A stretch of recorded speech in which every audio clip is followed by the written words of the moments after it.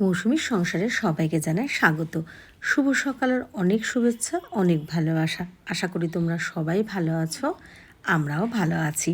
তবে শীতকালে বৃষ্টি হলে এটা কিন্তু একটা বড় বাজে ব্যাপার। রাস্তাঘাটগুলোও যেরকম হয়ে যায়, ঠান্ডাও লাগে সেরকম, মানে একদমই ভালো লাগে না।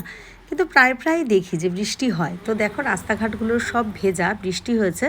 তোমরা এটা বৃহস্পতিবারের ভিডিও দেখছো, যেহেতু আজকে দেখবে, কিন্তু এটা বৃহস্পতিবারের ভিডিও। দেখেছো রাস্তাঘাটগুলো কেমন জল হয়ে গেছে। ঋষি সকালে পড়া থাকে, তাই ওকে পড়তে দিতে গেছিলাম। তারপরে বাড়িতে এসে আমার জন্য একটু চা বানিয়ে নিলাম। গতকাল রাত্রে তো বৃষ্টি হয়েছিল, কালু সোনাকে ওই জন্য কী করেছি দেখতে থাকো। দেখো এগুলো তো সব ভিজে গেছে। ওকে আবার আলাদা একটা প্লাস্টিক দিয়ে সুন্দর একটা পরিষ্কার শুকনো কাপড় দিয়ে ঢেকে দিলাম। ওরও তো কষ্ট হয় বলো। যতটা পারি ওকেও ভালোবেসে আগলে রাখার চেষ্টা করি, যাতে ও একটু আমাদের সাথে ভালো থাকতে পারে। তো এই দেখো এটাও শেয়ার করছি। আর জানো তো আমার রাজকন্যা আসবে আমার কাছে।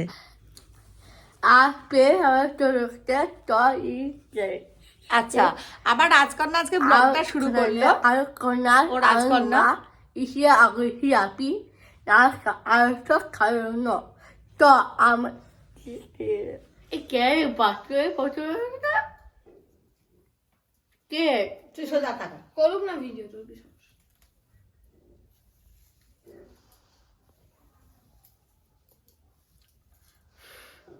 আছে না তো ব্যথা? আটটা দিচ্ছি তো। বা ভালো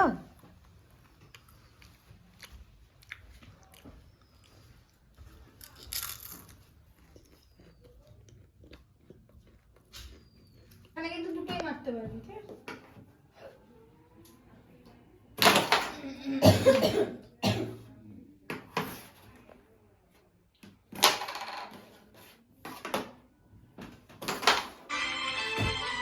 সব মিলিয়ে বাঙালি আতিথেয়তার স্বাদ দিলাম। কেমন হবে? দারুণ আইডিয়া। এতে এত রদ দেখার গলা ব্যথা দুটোই হয়ে যাবে।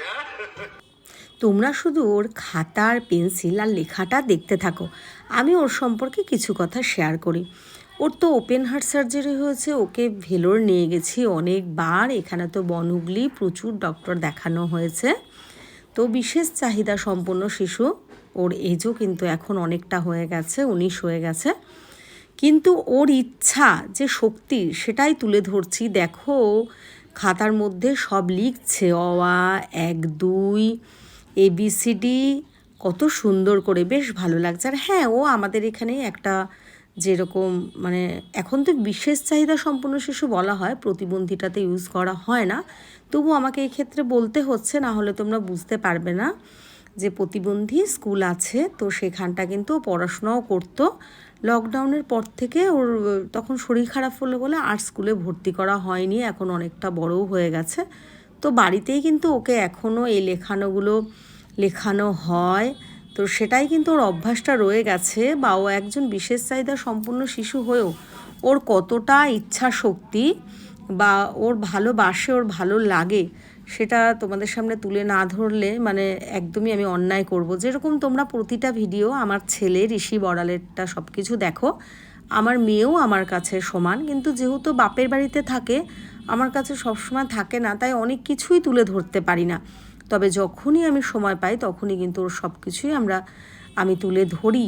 সেটা তোমরা দেখো, যারা সবসময় আমার পাশে থাকো, আমার ভিডিওগুলো দেখো, আমার ফেসবুকের ভিডিওগুলো দেখো। রাবারটা দিয়েও পুষতে পারছে না ও, কিন্তু সেটাই তোমাদেরকে বোঝানোর চেষ্টা করছে যে রাবারটা ঠিকঠাক নয়। আর এটাও দেখো, ও একটা ভুল লিখেছে বলে ওটাকে ও আবার পুছে আবার গুছিয়ে কিন্তু লেখার চেষ্টা করছে। এটুকুই কিন্তু আমাদের কাছে অনেক বড় পাওয়া।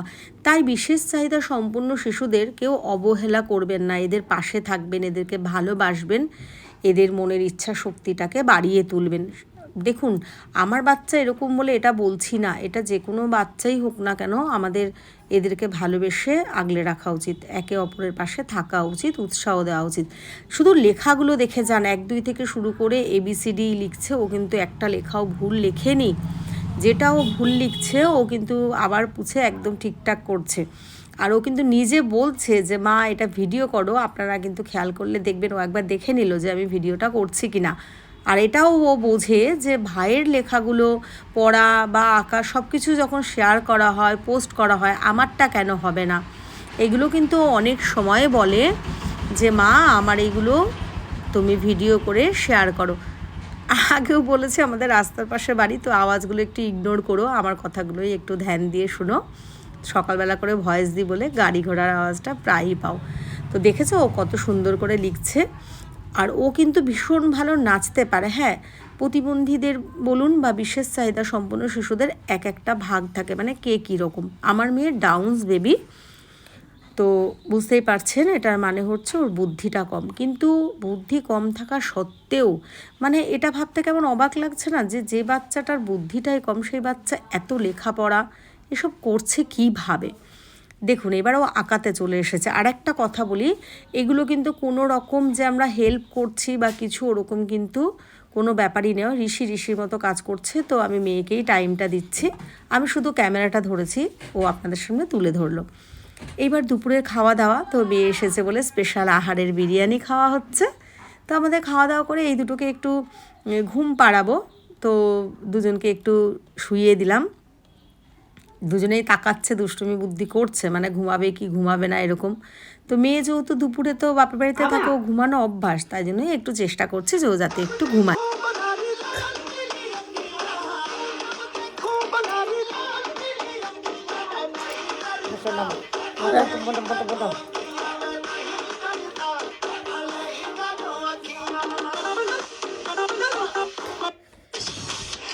আসলে মনে হচ্ছে আমাকে নকল করছিস, আমাকে নকল করছিস, আমাকে ভেঙচি কাটছিস, সবাইকে বলে দিচ্ছি। আচ্ছা বাচ্চা তুই ভাবে যে খাবে ওটা খাবার নাও সে আবার আচ্ছা আমি কি রকম বললাম বলে দে একবার। আমি কি হাসিটা মনে হচ্ছে এই হাসিটা এবার দাদা আমাকে ভেঙচি কাটছে কিরকম, পাকুনি বুড়ি পাকুনি বুড়ি।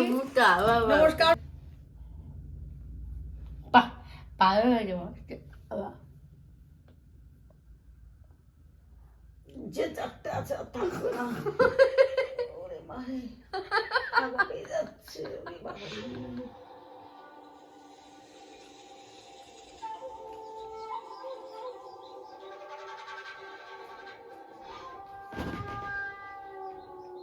এই টাকাটা রাখো কাকে।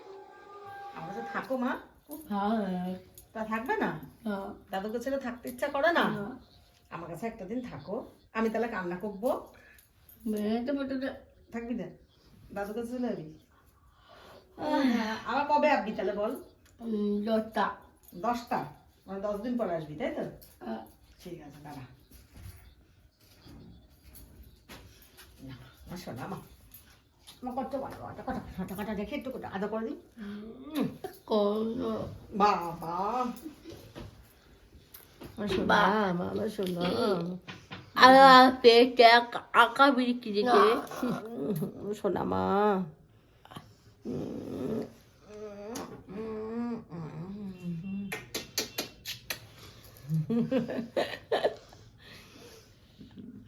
চলো চলো। রাত 8টা 8:30 বাজে, তো এখন বাড়ি যাবে দাদুর কাছে, কারণ ও দাদু ওকে ছাড়া থাকতে পারে না, আর ও থাকতে পারে না, তার জন্য রেডি হচ্ছে, ও ওই বাড়িতে যাবে। আর দেখো আবারও বৃষ্টি পড়ছে বলে কালুকে এই ঘরের সামনে এসে এইভাবে একটু বৃষ্টিতে না ভেজে সেটারই চেষ্টা করছি। তো সেইভাবে ও কত বোঝে জানো, ডেকেছি পরে চলে এসেছে একদম ঘরের সামনেটায়, দেখো একটু আদর করে দিচ্ছি। তো আজকের ভিডিওটা এখানেই শেষ করছি। সবাই ভালো থেকো, সুস্থ থেকো।